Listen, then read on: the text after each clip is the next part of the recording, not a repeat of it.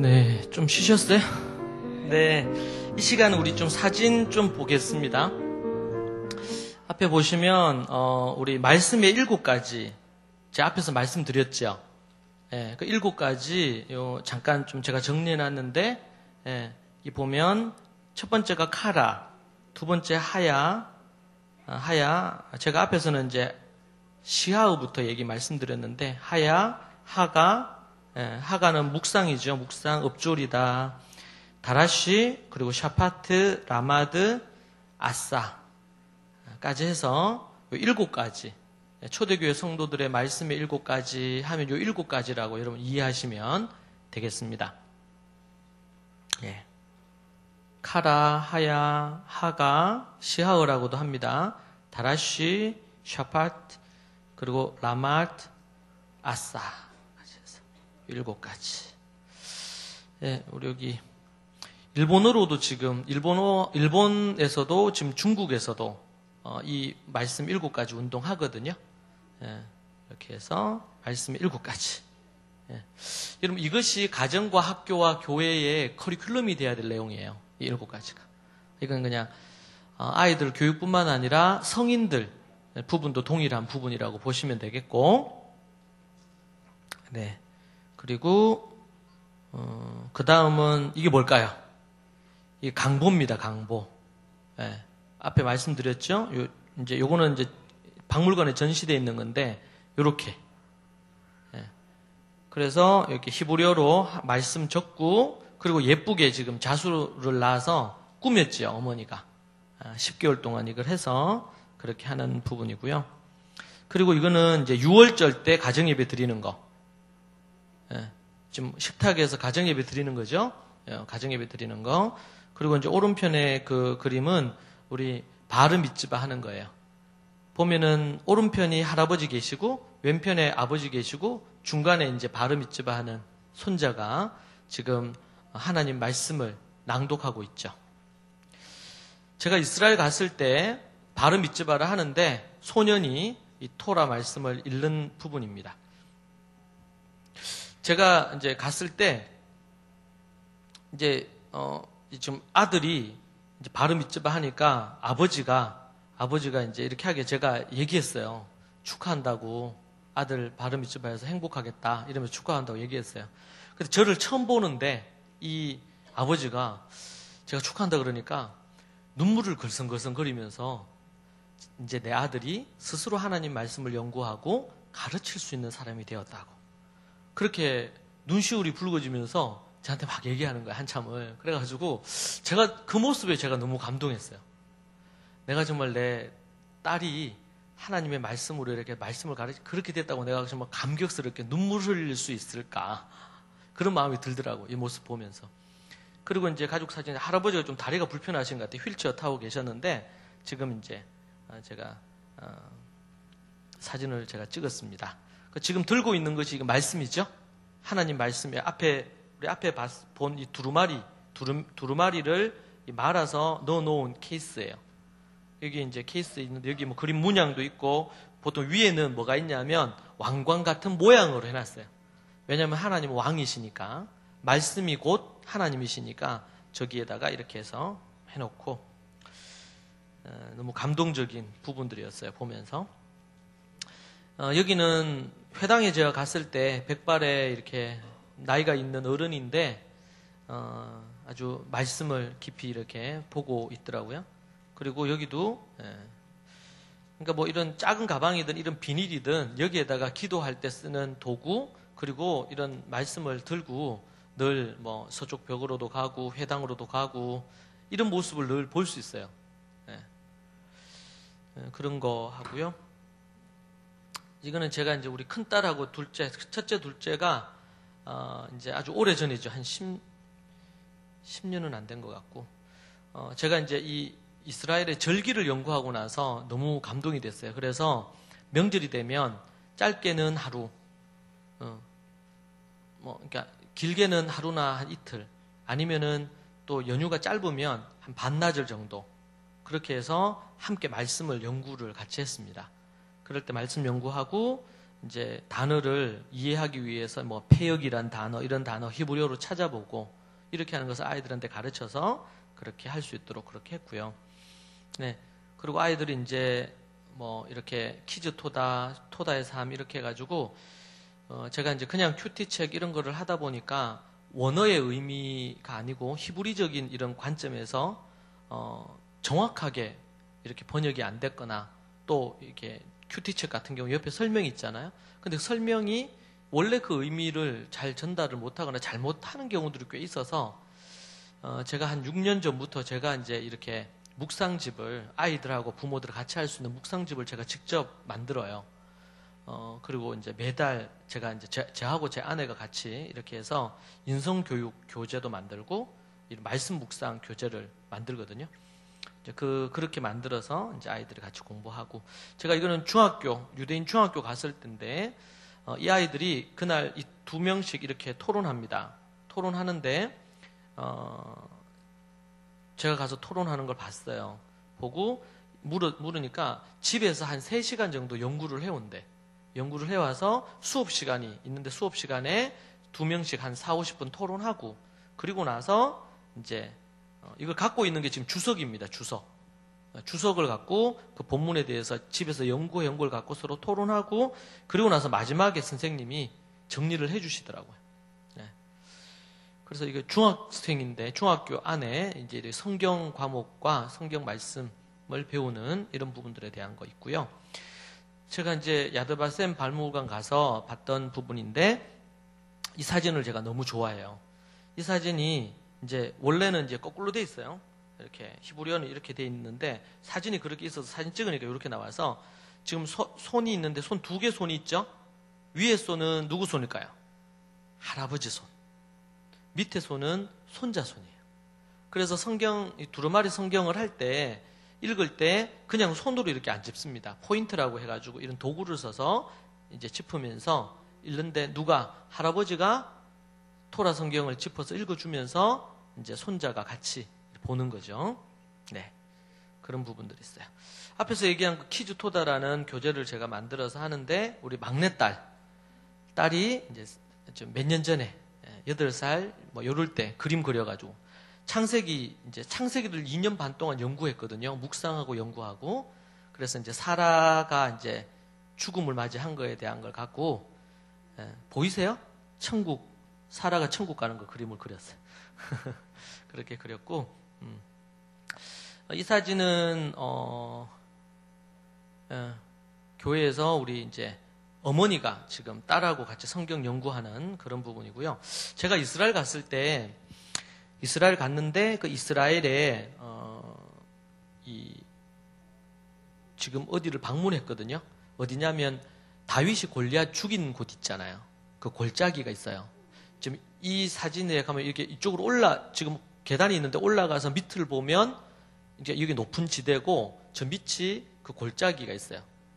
골짜기인데 거기에서 이제 다윗하고 골리앗이 싸우는 곳이었는데 지금은 도로가 났어. 도로가. 그런데 그 위에다가 기념할 수 있는 이런 거를 만들어 놨더라고요. 그래서 제가 이스라엘 가면 우리 연구소가 있어요. 이스라엘 연구소가 있는 연구원하고 그분과 같이 이렇게 이제 뭐 성지순례 가면 그냥 관광 코스처럼 이렇게 도니까 그게 아니고 좀 더 성경에 이곳저곳 살피려고 같이 이렇게 가요. 근데 여기도 그런 곳이에요. 다윗과 골리앗이 싸운 곳 이렇게 해서 볼 수 있는 그 언덕이죠. 근데 제가 이제 가면서 제 일행보다 뒤에 있었는데 제가 입으로 뒤에 와서 찍었어요, 이거를. 그러니까 아버지가 지금 여기 보니까 딸이 셋이라 여기도 저희 집하고 똑같아요. 딸이 셋이에요. 딸 3명인데 지금 첫째가 한 7, 8살 된 것 같고 둘째가 한 4, 5살 이렇게 되고 막내는 좀 더 어리죠. 안고 이렇게 가는데 이 아버지가 지금 차를 대놓고 좀 한참 걸어야 되거든요.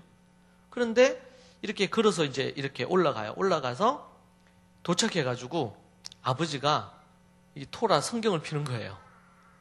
그래서 이날이 초막절이었어요.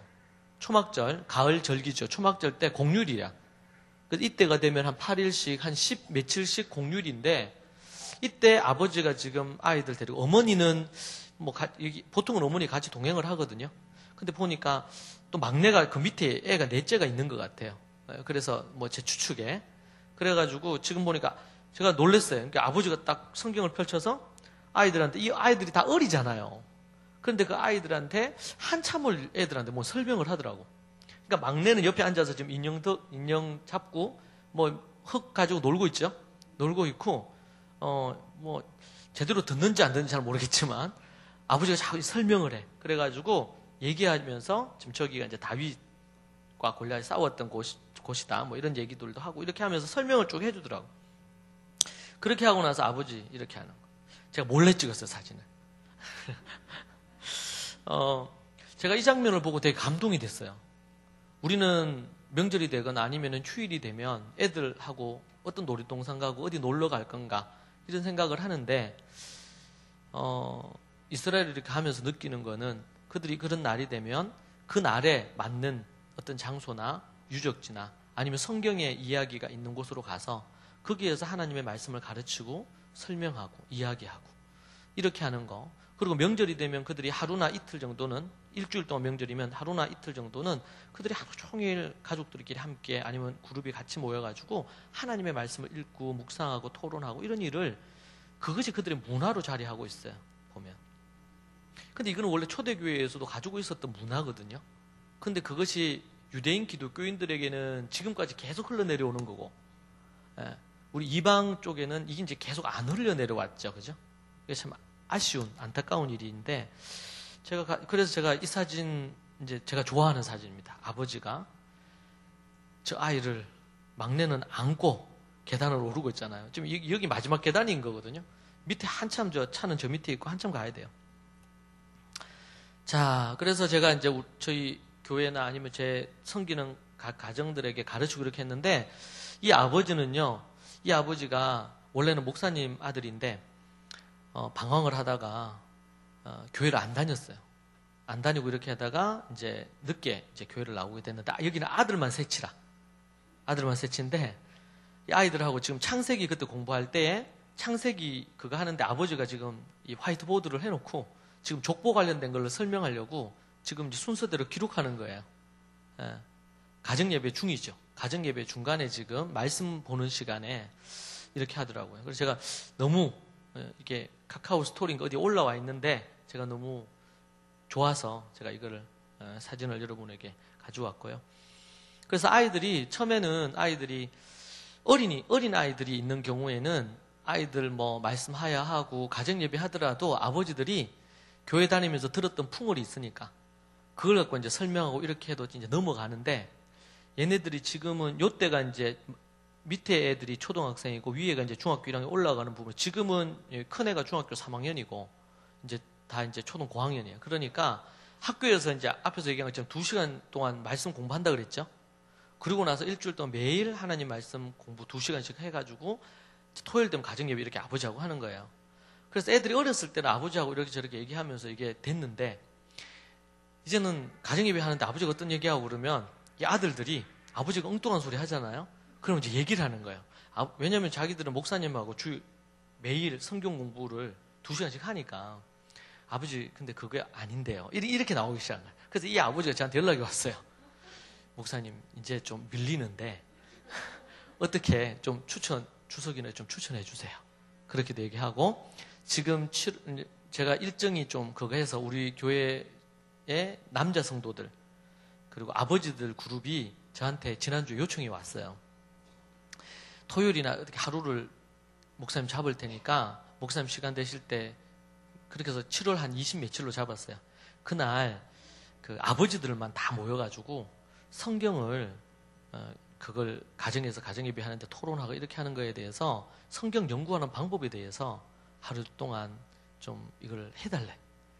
제가 이제 하자고 한 게 아니고 자기들이 이제 그렇게 해가지고 몇 그룹이 그렇게 하려고 정했더라고. 그래서 제가 너무 기뻤어요. 마음이. 예. 그래서 뭐 장소도 알아보고 이렇게 해가지고 준비를 하던데 너무 귀하다고 생각합니다. 그래서 원래 이제 가정 예배를 유대인들은 안식일을 지키니까 안식일 시작하는 그날 금요일 날 밤에 해서 하루가 해가 지면서 하루가 시작되고 또 다시 해가 지는 그때로 해가지고 해가 지면서 하루 시작하고 해가 또 다시 이제 그거 되면서 하루 끝이 나거든요. 그래서 하루의 개념이 그렇게 돼요. 그래서 날이 넘어가요. 이렇게. 그래서 이제 보통 절기가 7일인데 만으로 하면 날수로 하면 8일이 돼요. 우리는 이제 주일을 지키니까 주의 날, 우리 주님 부활하신 날을 주일로, 안식일이 주일로 완성이 되거든요. 그래서 주일을 지키는데 주일을 그냥 토요일 날 해가 저녁부터, 저희들이 한 토요일 날 저녁부터 그렇게 해서 주일 저녁까지 이런 24시간을 하는데 첫 번째 토요일 날 밤에 해야 될 것이 가정 예배예요. 그래서 가정 예배 토요일 날 밤에 주일 예배로 첫 번째가 가정에서 가정 예배 드리고, 그러고 나서 자고 나서 아침에 일어나서 교회에 와서 공동체 예배를 드리고 이렇게 하는 거죠. 그게 초대교회가 갖고 있었던 소위 말하는, 우리는 주일 성수인데 주일 성수의 하나의 그 타임 테이블이었어요. 자, 그리고 다음 사진은 여기 보면 이 좀 어린 아이들이죠. 어린 아이들이 지금 베이트 미드라시라 그래서 회당 안에 있는 학교에서 아이들이 벽을 보고 기도하는 장면입니다. 지금 기도문을 갖고 읽기도 하고 또 성경 말씀 보기도 하고. 이 사진은 제 아내하고 제 딸하고 올해 2월 달에 찍은 사진인가 그런데 이제 1년에 한 번 이제 컨퍼런스를 해요. 전국에 있는 이 부모들하고 아이들 같이 와서 그때 이제 성경 본문 하나 정해놓고 2박 3일 동안 진행되는데 강의도 듣고 한 절반 정도는 성경을 같이 토론하고 연구하는 그런 시간을 갖습니다. 제가 1년에 2번 여름에 2주 10박 11일, 겨울에 10박 11일 이렇게 해서 하야 캠프를 합니다. 이 하야 캠프의 이제 내용은 하루에 3번 말씀 듣는데 그 외에 대부분의 시간을 말씀을 하야해요. 짧게는 한 6, 7시간, 많게는 한 8시간 가까이 하야하는 시간 같거든요. 첫 주는 한글로, 둘째 주는 영어로.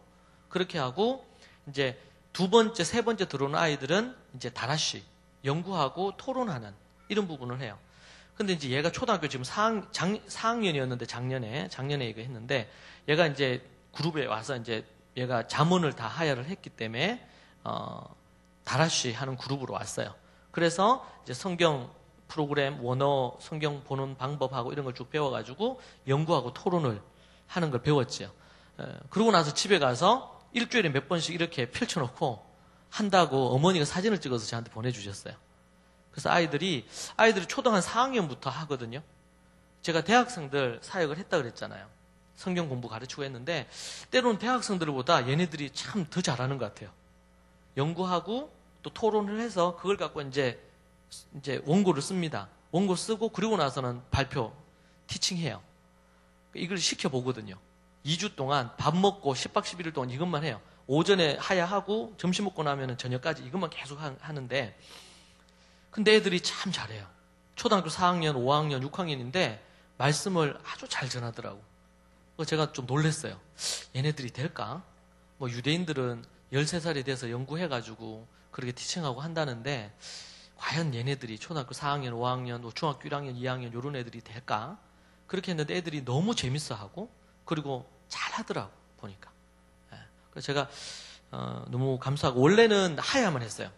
하야만 계속 말씀을 하야하는 것만 했는데 말씀 7가지 이걸 정리하고 나서는 이 캠프 안에 7가지 다 넣어야 되겠다. 이래가지고 이제 시작을 했는데 아이들이 그래가지고 이제 연구한 노트입니다. 노트. 제가 말씀드린 것처럼 이스라엘 교육부 장관이 9월 13일이네. 작년 9월 13일에 이게 기사가 나왔어요. 어느 학교에 가서 나프탈리 베네트 이스라엘 교육부 장관이 그렇게 얘기를 했습니다. 이스라엘은 하이테크 강대국이며 전 세계의 지식과 혁신을 수출하는 나라지만 영적 강대국이자 전 세계의 영적 지식을 수출하는 나라가 되어야 한다. 그리고 열방의 빛이 되는 것이 우리의 사명이다. 뭐 이러면서 성경이 가장 중요한 과목이다. 그래서 우리의 교과서는 성경이다. 그렇게 이야기한 기사입니다. 참 의미가 있다 생각해요. 절기 때인데요. 절기 때 6월절, 뭐 초막절, 절기가 있잖아요. 절기 때인데 어른들이 함께하는 그 자리에 어린 아이들이 앉아가지고 아버지하고 어머니 흉내 내죠. 제가 이제 갔던 유치원이 있는데 그 유치원에서는요. 저는 신학교에서도 못 배운 가정 예배를 유치원에서 가정 예배 드릴 때 아버지들이 입는 옷이 있거든요. 어머니들이 입는 옷이 있고 그리고 어머니들은 빵하고 음식을 준비하고 아버지들은 하나님 말씀 준비해요. 근데 그것을 아이들이 가정예배 때 실습을 하더라고. 그 유치원에서 가정예배 실습을. 그 제가 참 가정에서 가정예배 드리고 학교에서는 가정예배에 대한 정신과 의미와 내용과 뭐 이런 내용들을 선생님을 통해 다시 가정예배를 또 배우는 거죠. 그래서 남자아이들은 아버지 옷 작게 만들어가지고 입고 실습을 하고 말씀 가르치는 이런 신용을 하고, 어머니는 여자아이들은 이제 빵 만들고 음식 만드는 거, 그렇게 해서 아버지 도와서 가정예배를 함께 돕는 이런 거를 유치원 커리큘럼 안에 있다는 걸 보고 제가 참 놀랐습니다. 저는 신대원 가고 이렇게 대학원에서도 못 배웠는데 걔네들은 유치원 때부터 배우니까 그것이 삶으로 자리하게 되는 것 같고요. 그리고 이것은 이제 우리 두루마리 성경입니다. 저희들 우리 수련회 할 때 가정별로 이렇게 앉아서 말씀 아버지하고 어머니하고 아이들하고 같이 그렇게 깐난애기에 눕혀놓고 옆에서 어머니 아버지가 말씀 나누죠. 예, 중요합니다.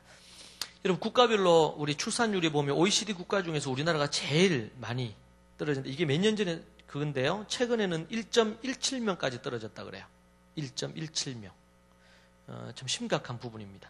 그러니까 두 사람이 결혼해서 애를 한 명만 낳으면 나라가 한 세대가 지나면 반토막이 나죠. 그러니까 결국에는 나라의 위기가 와요. 실제로는 이게 저출산 문제는 매우 심각한 문제입니다. 그러니까 결혼을 해서도 자녀는 안 낳겠다 이런 경우도 있고, 그리고 그냥 결혼 안 하고 사는 사람들도 꽤 요즘은 많아진다 그러고, 옛날에는 경제적인 것 때문에 아이를 낳는 거에 부담이 있다 이랬는데 요즘에 통계를 보면 경제적인 것뿐만 아니고 자녀를 낳을 것에 대한 동기가 이제 없어지고 있는, 돈이 있어도 자녀는 안 낳겠다 이런 경우들이 꽤 많습니다. 그러니까 이것은 자녀를 낳아야 하나님의 말씀을 가르칠 대상들이 만들어지는 거 아니겠어요? 하나님의 사람을 길러야 되는데, 그런 부분에서 제가 이제 결혼 강의를 할 때 결혼이 뭐냐, 내가 좋아하는 사람하고 만나서 둘이 사는 게 결혼이 아니고 결혼은 경건한 자녀를 얻기 위해서 하는 거예요. 정말 두 사람이 좋아하고 사랑해서 만나서 함께 사는 것도 결혼의 일부분이지만, 하나님이 결혼을 이렇게 결혼 제도를 주시고 가정을 주신 것은 경건한 다음 세대를 낳아서 기르기 위한 것입니다. 이 결혼의 어떤 목적을 이것을 초등 때부터 초중등 때부터 남자든 여자든 아이들에게 가르쳐야 돼요. 우리가 왜 결혼해야 되는지, 하나님의 나라를 이루기 위해서 결혼해서 자녀를 왜 낳아야 되는지에 대한 이런 거에 대한 거 없이 그냥 쭉 하다가 대학 다니고 대학 졸업하면서 내 좋은 사람 만나서 결혼해서 그냥 이렇게 사는, 이제 결혼의 목적이나 가정의 목적이나 아버지가 되고 어머니가 돼야 될 어떤, 아니면 할아버지 할머니가 돼야 될 이런 목적과 비전이 없이 그냥 살다 보니까 그렇게 되는, 이것은 하나님이 기뻐하시는 거라 보기 어렵죠. 그런 아이들을 이제 제 강의 들은 거 노트하고 아이들 성경 연구한 노트고요. 그래서 다라쉬 성경 연구하는 12단계 만들고, 그리고 제가 이제 원어 성경 프로그램, 그래서 요즘은 여러분 히브리어나 헬라어를 하나도 몰라도 성경 프로그램에 한글로 돼 있고 원어가 다 있는데 그걸 클릭하면 사진이 바로 떠요. 그러니까 이거는 히브리어나 헬라어를 몰라도 다 이 성경 원어에 대한 거라든지 이런 걸 다 공부할 수 있는, 이거 공짜 프로그램이에요. 그래서 저희 제가 카페 운영하는 부분이 있는데 거기 들어가면 공짜 성경 프로그램이 있어요. 그거를 다운받아서 앞으로 이제 공부를 앞으로 하시게 되겠죠. 성경을 연구하는. 그러니까 이거는 어떤 전문적으로 뭔가 히브리어 헬라어 안 배워도 다 할 수 있는 부분이에요. 네, 아이들 우리 캠프 하면서 아이들 기도하는 부분이고요. 아이들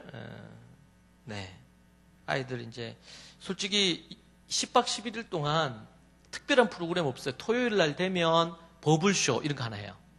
그리고 영화 한 편 봐요. 성경 관련된 영화나 기독교 영화 한 편 보고, 그러고 나서는 화요일부터 금요일까지, 토요일까지, 그리고 월요일부터 또 그다음 금요일까지 10박 11일 동안 밥만 먹고 하야하고 다라쉬하고 이렇게 하거든요. 그래서 처음에 애들 들어올 때 핸드폰하고 모든 거 다 수거해요. 그렇게 하는데 애들이 들어와서 어떤 애들은 어떻게 2주 가까이를 핸드폰 없이 탭 없이 보낼 거냐 우울해하고, 그리고 또 금단 현상도 나타나요. 이렇게 됐는데 애들이 한 3일, 4일, 한 주 지나고 나서 애들이 어떨 때는 밥도 안 먹고 하야를 하려고 그래요. 하야하는 것에 맛이 들이고 재미가 들여지니까 그것에 애들이 우리가 다른 것에 중독되면 게임 중독, 뭐 스마트폰 뭐 이런 거에 중독되면 안 되고 하나님 말씀에 우리가 그게 돼야 되겠죠. 그래서 한 번은 초기에 1회, 2회, 지금은 이제 14회인데 요번 여름이 1회, 2회 할 때는 캠프를 하면요. 애들이 이제 그때 이제 몇 명 안 됐는데 캠프 하면은 이제 그때는 어디 수영관 이런 데 안 갔어요. 숫자가 작으니까 저희 교회에서 딱 해가지고 근데 밖을 못 나가. 그래가지고 딱 했어. 그러니까 애들이 이제 중간에 토요일 날 되면 뭐 했냐면은 운동 좀 하고 고기 먹이고 목욕시키고 이렇게 해서 다시 들어왔거든요. 그렇게 했는데 얘네들이 이제 나가잖아요. 차 타고 어디 이동을 해야 될 거 아니에요. 그럼 뭐 이렇게 스타렉스 타고 어디 이동하면 밖에 딱 보면 글자 하루 종일 이 하야를 해놓으니까 글자만 보면 외우려고 해. 간판을 보고도 외우려고 하고 하야를 해요. 그래서 애들이 그래서 지금 뭐 10번째, 뭐 7번째, 8번째 처음에 제가 그거 캠프할 때 주변에 다 반대했어요. 누가 그렇게 들어오겠냐. 하루에 뭐 7시간씩, 8시간씩 하야를 하려고 누가 들어오겠냐고. 근데 애들이 한번 맛들인 애들, 어린 애들은 들어와요. 큰 애들은 한번 들어도 잘 안 들어와. 그런데 어린 애들은 또 들어오고 또 들어오고. 이게 재밌어요. 하야하는 게 재밌고 즐겁게 이렇게 되는 거죠. 자, 그래서 아이들 이제 간증들, 애들이 어떤 한 애는 제가 효도교육 강의한다고 설교한다고 그랬잖아요. 그 애들 너무 감동받아요. 애들이 아직까지 중고생들은 애들은 정말 가르치면 아무리 막 이렇게 좀 삐딱하고 날라리 같은 애들도 변하더라고요. 왜냐면은 하루 종일 하나님 말씀 7시간, 8시간이 하야하지, 설교 하루에 3번씩 듣지, 그리고 6시에 일어나서 10시에 무조건 자거든요. 다른 프로그램 노는 프로그램 별로 없어요. 그러면 애들이 자기들끼리 막 이렇게 가위바위보 하면서 매우 즐거워하고, 앉아서, 그러고 나서 이제 토요일 날 뭐 하잖아요. 근데 이제 애들 또 하야를 해. 열심히 하야하다가 이 탄력이 붙었어요. 막 너무 쫙쫙 해가. 그러면 제가 어떨 때는 하루 점심 때 설교 강의하는 걸 빼요. 그리고 계속 하야해요. 그러면 애들이 저녁 때 난리가 나요. 목사님 제발 목사님 설교를 듣고 싶습니다. 이러면서 안 그러면 계속 하야만 하니까. 근데 애들이 참 그렇게 되더라고요. 그러니까 그리고 이제 어떤 한 애는 중학교 3학년인데 아버지하고 막 사이가 안 좋고 아버지 목사님인데 막 싸우고 이렇게 하고 캠프로 왔더라고. 근데 이제 그 아버지가 연락이 왔어요. 집에 오자마자 가방을 내려놓고는 아버지 어머니 앉으시라고 그러고는 큰 절을 하더래. 그리고는 눈물을 흘리면서 자기가 부모님에게 효를 행하지 않고 이렇게 공경하지 않아서 정말 그 캠프에서 말씀 듣는데 많이 회개했다고. 그리고는 이제 아버지, 어머니, 제가 우리 캠프에서 아버지, 어머니 하도록 가르치거든요. 그러니까 아버지, 어머니 하도록. 그래서 집에 와서 갑자기 아들이, 중학교 3학년 아들이 아버지, 어머니 그러면서 막 잘못했다 그러고 큰절하고 눈물을 흘리면서 이렇게 하니까 아버지가 놀래가지고 목사님이 저한테 연락이 왔어요. 그러니까 우리가 여러분 그런 말이 있어요. 효는 따라하시. 효는 가르쳐 받는다. 효는 가르쳐서 받아야 돼요. 그냥 효자가 나오는 법이 없습니다. 효자, 효녀는 가르쳐야 됩니다. 부모를 어떻게 공경할지를 가르쳐야 돼요. 그래서 제가 이제 효도 나중에 뭐 나오지만 효도 교육에서 첫 번째가 부모님에게 용돈을 드려야 돼요. 아무리 입으로 부모님 사랑한다, 필요 없어요. 돈이 가는 곳에 마음도 가요. 제가 이제 우리가 깨닫고 나서 제가 10에 3조를 합니다. 하나님 앞에 11조 하고, 그리고 나서 나머지 갖고 또 11조는 감사헌금, 건축헌금, 성경금에서도 11조 하고, 그리고 이제 하나님께 이제 헌금 10에 2조 했으니까 부모님에게 11조를 해요. 그렇게, 그리고 그거 할 때 딸들 다 앉혀놓고 해요. 왜 앉혀놓고 할까요? 보고 배워야 될 거 아니에요. 그리고 제가 우리 장모님은 자동이체 해놓고 용돈을 매달 뭐 많지는 않지만 그래도 매달 이렇게 보냅니다. 왜냐면은 자식이 잘 되고 장수를 해야 되니까 건강하게 효를 가르쳐야 되니까요. 뭐 예를 들면 그런 부분들에 대해서 성경은 우리에게 아주 실제적인 걸 얘기하죠. 저희 교회에서는 예배 이제 드리고 나서 아버지들 앞에 쭉 앉고 아이들이 줄 서서 하야한 거 일주일 동안 하야한 거 검사 맞습니다. 자기 아버지한테는 가면 안 돼. 남의 아버지한테 가서 검사 맞습니다. 예, 우리 앞에서 토다 말씀드렸고, 일본에서 지금 한 1년 반 전에 했고요. 요 사진은 저희 가족 사진인데, 예, 그렇게 해서 우리 토브 홈스쿨 아카데미 1년 됐거든요. 1년 됐는데 진행하고 있는 겁니다. 관련된 책이고요. 이 창세기 2년 반 동안 연구하고 같이 묵상하고 토론하고 하야한. 그래서 창세기를 하면 창세기 뭐 하고요? 읽고 그러고 나서 하야하고 묵상하고 그 창세기를 연구하고 토론하고 그래서 원고 만들고 그리고 티칭하고 출애굽기 또 그렇게 하고 지금 출애굽기 하고 있거든요. 그래서 지금 이제 목표가 잠언, 요한계시록, 로마서 그리고 창세기, 출애굽기, 레위기, 민수기, 신명기. 우리는 크리스찬들이니까 마태, 마가, 누가, 요한. 그래서 아이들이 갓난아기부터 어릴 때부터 시작하는 애는 대학 졸업하기 전까지 해가지고 요 성경 12권을 될 수 있으면 한글이나 영어로 하야하도록 그렇게 이 정도 하면 성경의 한 3분의 1에서 한 2분의 1까지 커버가 되거든요. 이 정도 12권 정도 하면. 그래서 이제 하나님 말씀이 그들 안에 자리하도록. 그 제가 처음에 이거 할 때 다들 반대했어요. 저도 긴가민가 했어요. 이거 너무 힘들지 않을까? 왜냐면 모세오경 유대인들이 한다 그러니까 초대교회에서 했다 그러니까 한번 하면 좋겠다 해서 이제 시작을 한 건데 하다 보니까 애들이 이게 속도가요. 우리 큰딸 같은 경우에는 좀 늦기 시작했죠. 제가 이거 발견한 게. 걔가 중학교 2학년 때 했는데 그러니까 첫 캠프 때 들어왔고 그러고 나서 했고 두 번째 캠프 참여를 하는데 얘가 영어로 잠언을 31장까지 10박 11일 동안 9절씩 영어로 검사 맞고 했거든요. 그렇게 했는데 얘가 11박 12일 동안 이 잠언 전체를 영어로 다 하야를 했어요. 뉴킹 제임스 버전으로 해가지고 하야를 하고 그래서 걔가 그때 하는 말이 뭐냐면 제가 캠프 한 번 하고 두 번째 들어왔는데 아버지 자기가 3번을 읽으니까 3번을 읽었는데 이게 그냥 외워지더라는 거예요.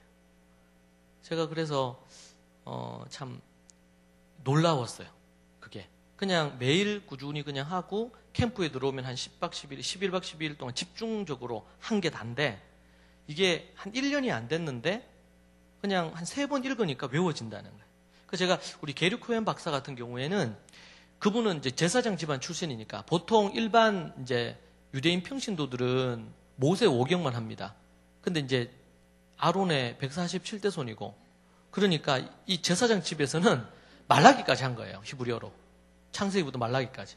그리고 18살 때 예수님을 그래서 이분은 다른 사람들은 보통 모세 오경 중에 하나를 발음 밑접어 할 때 발표를 해요. 그런데 그 게리 코엔 박사는 이사야서를 1장부터 66장까지 이거를 발표를 한 거예요. 그렇게 하고는 18살 때 마태복음부터 요한계시록까지 또 히브리어로 그 해에 또 하고. 그래서 이분이 참 제가 몇 번 뵀는데 볼 때마다 이게 집은 연세가 많으셔서 제 학교에서도 은퇴를 하셨어요. 근데 제가 그분 보면서 참 놀랍다. 이게 하나님의 말씀을 어릴 때부터 이렇게 한다는 것이 갖는. 그러니까 이거는 머리 똑똑하게 만들려고 하는 게 아니에요. 유대인들이. 그냥 하나님 말씀을 앞에 신명기 6장 말씀 사랑하게 하기 위해서. 말씀을 사랑하니까 말씀을 늘 볼 거 아니에요. 말씀을 계속 보다 보니까 이게 그냥 외워져 버린 거죠. 그러니까 말씀이 곧 하나님이시기도 하고 이렇게 하니까. 그런 부분입니다. 여러분들의 눈빛이 별로 좀 안 믿으시는 것 같아서 제가 그래서 그럴 줄 알고 제가 영상을 하나 제가 이거네.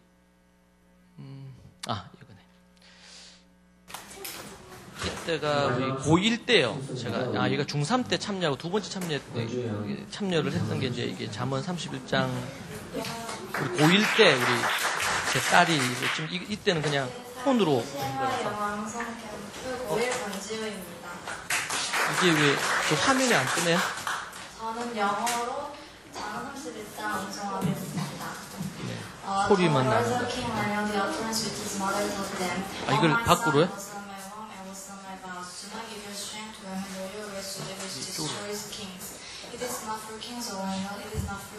좀 도와주실래요?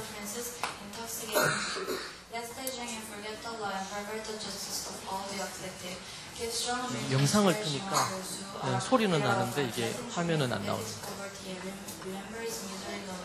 Open your mouth for the speechless and the cause of our who are appointed to die. Open your mouth to righteously and play the cause of the poor and needy. Who can find 어떻게 걸어내죠?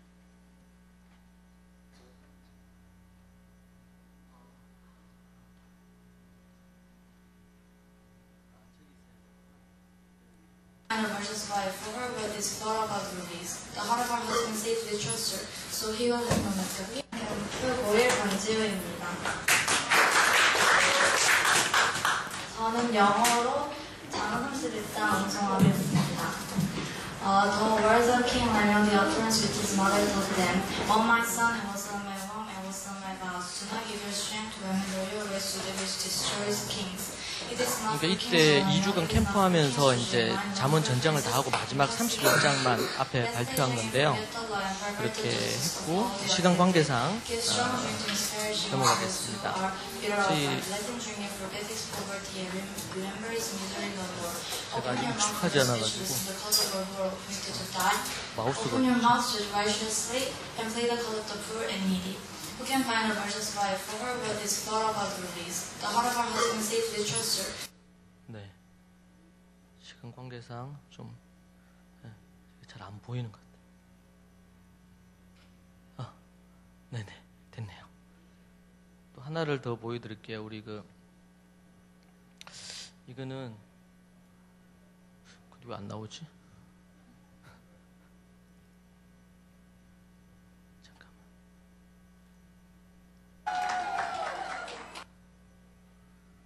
이렇게 하면 나오네.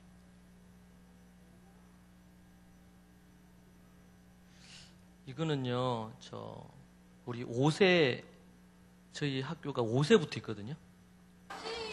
시작. 5세 아이들 잠언 1장 1절인지부터 하는 건데.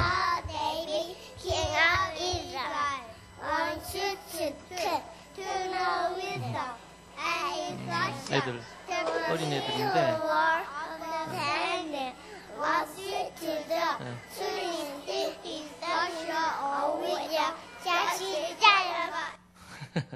네, 이렇게 한 거고 조금씩만 볼게요. 시간 때문에요.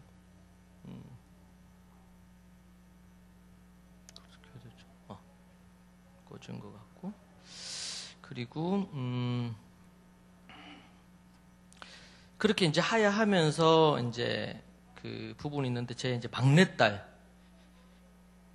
막내딸을 보고 싶으시죠? 저는 보고 싶은데. Pinkalicious and the pink drink. It was a sunny day. Too hot to play. Ice blowing bubbles in the shade. 얘가 7살 때인데 지금 11살인데 7살 때인데 걔가 계속 하야했죠. 근데 한 날은 어머니가 이제 좀 글밥이 있는데 핑클리셔스라는 책을 줬어요. 근데 얘가 이틀 동안 이 책을 쭉 이렇게 보더니만 3일째 됐는데 이걸 안 보고 할 수 있다는 거예요. 그래서 제 아내가 이제 이걸 찍었어요. 그 이제 3일 때 pink lemonade, I said. Pink, pink, pink. Mommy got out the pincher and the sugar and the lemons. I know how, I said. I'll do it myself. I put the sugar in the water into the pincher and squeezed the lemons and stirred it all together. It was yummy. 여기 7살 때고 이제 여기 이제 8살 때인데 이제 어머니는 아버지 앉혀놓고 제가 이야기를 만들어서 막 늘 얘기하는 걸 좋아했어요. 그래가지고 지금 뭐 멍키 데리고 이제 제가 이야기를 만들어서 뭐 설명하고 이때가 8살 때입니다. 8살 때고 And put on your very favorite. Just this crayon, first 5 little monkeys. Another national news. Super rapid train. The super rapid train 작년 10살 때 이제 발표하는 건데 it connects Suso Station in southern Seoul to southern cities like Busan and Mokpo. With a top speed of 130 kilometers per hour, the SRT provides more spacious seats with power outlets for passengers. 귀엽고 Fares were also 예쁜가요? 10% cheaper than the KTX, Korean Express 이런 Gold 반응이 별로 train. 없는 것 같아가지고. Plus, the SRT will pass the Yeohyun Tunnel, which is Korea's longest and more than 50 제가 kilometers. 이제 이 부분 In 이제 Korea, the Mugunghwa is the oldest and cheapest train that runs cross-country. Then came Sema, which was once the fastest until the arrival of the KTX in 2004. 그러니까 우리가 제가 이제 말씀드린 것처럼 하나님의 말씀 자체로 우리가 신앙교육, 인성교육을 하는데 그것이 학습적인 부분들에 있어서 결과를 만들어낸다는 거예요. 말씀의 7가지를 중심으로 하고 그리고 아이들과 더불어 하나님 말씀을 기본으로 성품과 아이들의 인성을 다루게 되면 그래서 제가 이제 그런 얘기합니다. 순종하는 그러니까 우리가 미운 3살이라고 하잖아요. 그리고 어떤 한 어머니가 7살 아들을 데리고 오면서 이 어머니가 정신과 치료를 받는 거예요. 7살 아들 때문에. 하도 말을 안 들어서. 그래서 그분이 하는 말이 때려 죽이고 싶은 7살이래요, 제가. 예. 그리고는 여러분 미운 3살, 말 안 듣는 7살, 그리고 나서 10대가 되면 어떻게 반항하는 10대 되죠? 예. 그리고 20대가 되면 정말 세상에 걱정거리가 되는 20대가 돼. 인생이요, 3살 때부터 해서 이렇게, 여러분 갑자기 3살이 됐는데, 3살 되면 갑자기 아이들이 미운 짓을 합니까? 이게 그게 아니에요. 이게, 아이들의 고집이 10개월 때부터 키워져서 미운 3살이 되면 고집이 아주 강하게 나타나는 때가 3살일 뿐이에요. 3살 되면 갑자기 몸에 이상한 호르몬이 흘러가지고 불순종하는 게 아니고. 그래서 제가 미운 3살, 말 안 듣는 7살, 반항하는 10대 이게 아니고 순종하는 3살, 복종하는 7살, 효도하는 10대. 이것이 성경에서 우리에게 얘기해주고 있는 모습이에요. 그래서 사무엘이 성전에서 그거 하는데 젖됐다 그랬잖아요. 순종하는 3살, 복종하는 7살, 그리고 효도하는 10대. 10대가 되면 이제 사춘기가 오니까 반항한다. 이렇게 오해를 하는데 여러분 성경에 나와 있는 다니엘, 요셉, 다윗 다 10대 때 뜻 정하고 10대 때 골리앗 죽이고 10대 때 요셉이 하나님 앞에서 그렇게 쓰임 받거든요. 그러니까 우리는 성경적인 부분에 대한 이해가 필요하다. 그런 부분을 우리가 볼 수가 있습니다. 그렇게 보면 좋고요. 우리 영상 한 2개 더 볼까요? 요거는 이제 시작. 이거는 이제 CTS에 제가 가르쳤던 애들 나가서 발표하는 부분인데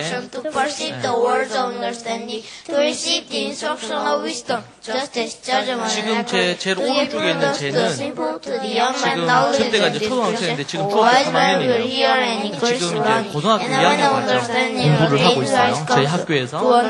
막내 요 제일 어린애가 2집 애들인데 막내 어린애가 지금 저때가 6살. 그런 부분 볼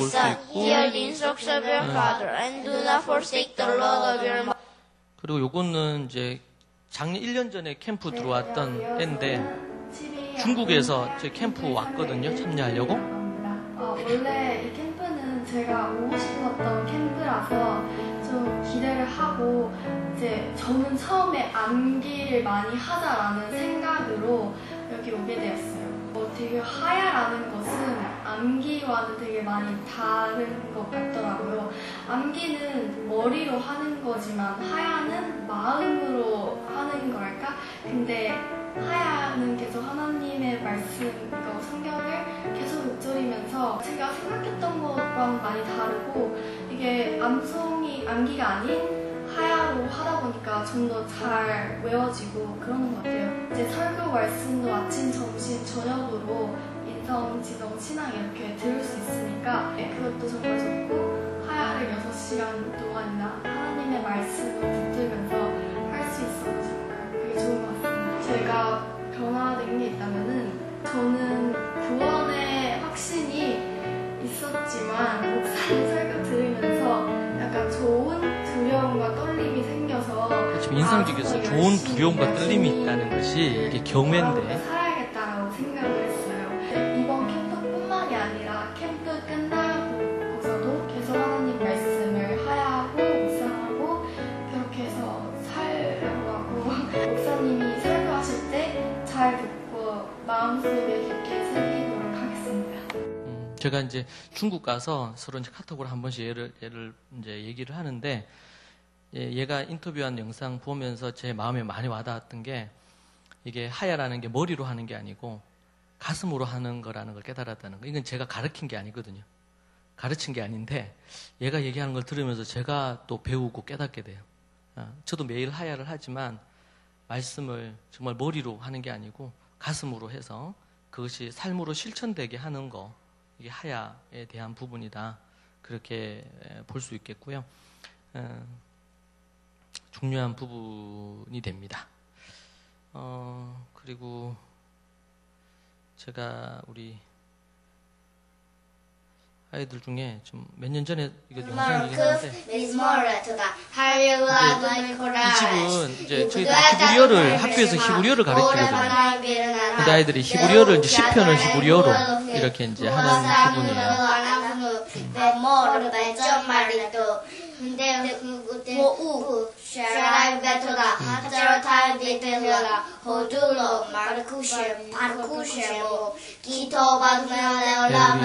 뭐 말인지 모르겠죠? 모르겠는데. 네네. 자, 이렇게 해서 좀 여러분에게 좀 영상으로 좀 여러분 말씀을 드렸고,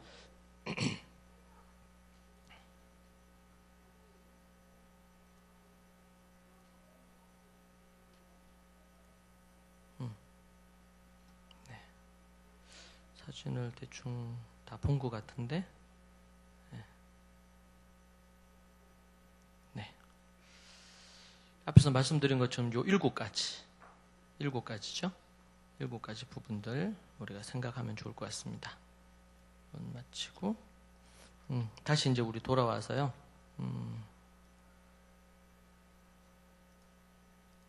네. 우리가 4강 할 부분이죠.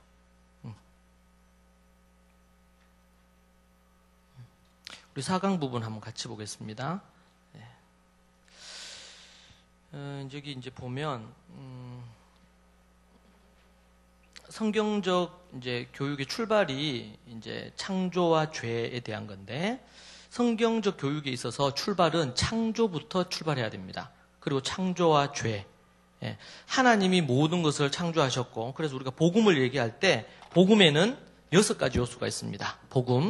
복음에는 6가지 요소가 있는데, 6가지 요소 중에 첫 번째가 뭐냐면 창조라고 하는데, 원래 부분은 히브리어로는 이걸 바라라고 그래요. 바라라고 하는데, 이 바라라는 뜻은 창조라는 의미도 있지만 모든 것에 기초를 놓는다, 모든 것에 기반을 마련한다 라는 뜻입니다. 질서를 세우다, 이런 뜻이에요. 그러니까 6일 동안 하나님이 이런 눈에 보이는 세계도 만드셨지만 눈에 안 보이는 권위와 질서도 만드시고, 그죠? 가정도 만드시고, 이런 것들을 다 만드셨잖아요. 그러니까 그런 부분에서 모든 것에 기초를 세우는 거예요. 그래서 이 바라의 의미는 모든 것에 기초를 세우셨기 때문에, 이 바라는 곧 뭐다? 하나님이 주인이다. 하나님이 주인이라는 뜻이에요. 하나님이 주인이다라는 뜻, 주인. 자, 두 번째가, 이 복음의 두 번째가 이 창조 다음이 뭐냐면 죄입니다, 죄. 우리는 죄 그러면 이게 좀 종교적인 용어로 쓰는데, 이 죄는 이 바라, 그분이 주인인데 하나님을 주인으로 모시지 않고 내가 주인이 되겠다, 내가 주인된 삶을 살겠다는 거예요. 이게 주인이 바뀌는 겁니다. 주인이. 그러니까 하나님이 주인인데 더 이상 하나님이 주인이 아니고 내가 주인이에요. 그러니까 당연히 내 하나님 뜻대로 안 하고 누구 뜻대로 하겠어요? 내 뜻대로 하는 거예요. 이걸 뭐라 그러냐? 교육적으로 표현하면 고집입니다. 고집. 제가 이제 그러니까 그 다음 학기에 강의를 하면은 강의하는 그 강의의 고집만 갖고 제가 2시간 강의를 해요. 성경에서 고집이라는 내용을 다 뽑아가지고 고집에 대해서 다룹니다. 죄는 다른 말로 표현하면 내 마음대로 하겠다는 거예요. 내 마음대로. 누구 마음대로 안 하고? 하나님 마음대로 안 하고 내 마음대로 하겠다는 거거든요. 이게 곧 뭐예요? 우리 일상의 삶의 용어로 하면 고집입니다. 고집. 하나님의 뜻을 따라 의를 위해서, 올바른 것을 위해서 고집 부리는 걸 집념이라고 해요. 집념. 성경에 집념을 가진 사람들 많이 있죠. 그런데 죄는 고집을 의미해요. 고집. 자기 마음대로 하는 거. 여러분, 그래서 우리 아이들이 어린데도 불구하고 2살, 3살 요렇게만 되는데도 불구하고 고집 부리잖아요. 누구 위에 올라서려고 해요? 어머니 위에. 어머니를 마음대로 조정하려고 그래요. 왜? 죄인으로 태어나거든요. 인간이 죄인이기 때문에 자기 마음대로 하려고 해요. 애들 보면은 제가 이제 우리 징계하고 책망하고 뭐 매드는 거 가르치잖아요. 그러면 목사님 우리 애 너무 천사 같은데 어디 때릴 데가 어디 있어요? 어디 뭐 책망할 게 뭐가 있어? 이렇게 얘기해요. 많은데 여러분, 천사 같지만 죄를 갖고 있는 죄인이에요.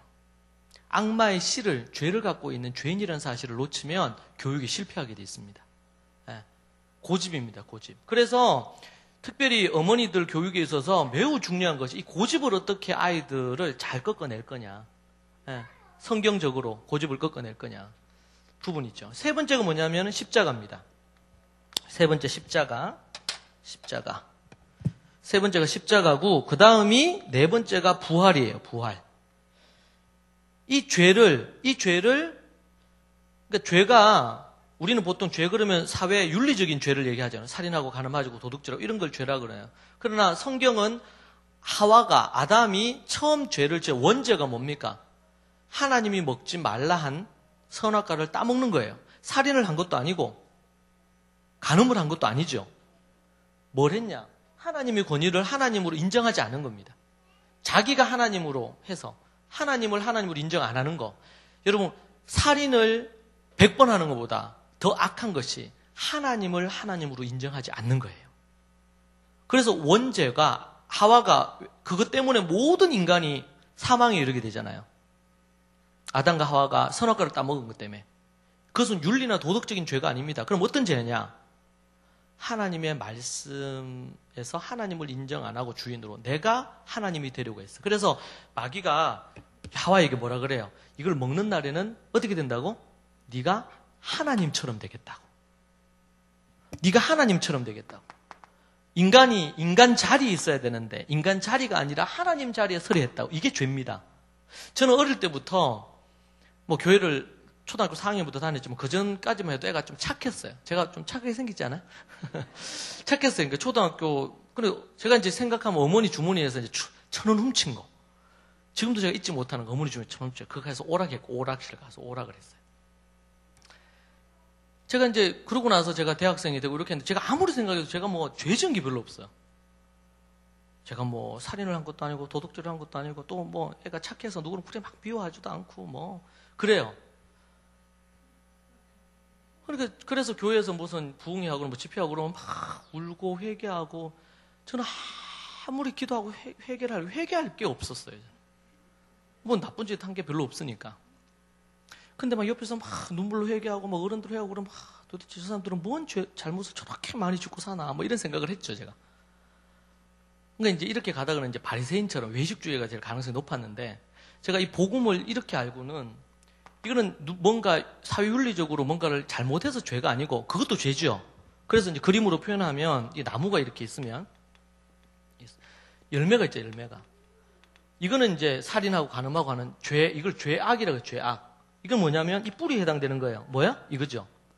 자기가 주인이 된 거예요.